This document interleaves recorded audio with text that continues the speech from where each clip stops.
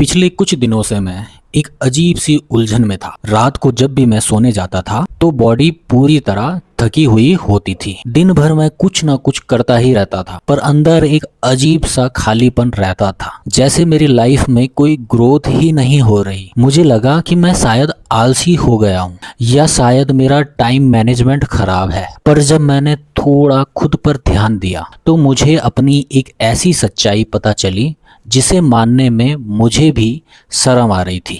मैंने नोटिस किया कि जब भी मुझे कोई जरूरी या बड़ा काम करना होता है, वो काम जो सच में मेरी लाइफ बदल सकता है, तो अचानक मुझे याद आता है कि पहले टेबल साफ कर लेता हूँ या अपने व्हाट्सएप के मैसेज या ईमेल्स क्लियर कर लेता हूँ। और मैं खुद को दिलासा दे रहा था कि देख, मैं कितना प्रोडक्टिव हूँ, मैं काम तो कर रहा हूँ। पर सच्चाई ये है कि मैं उस जरूरी और बड़े काम से डर रहा था।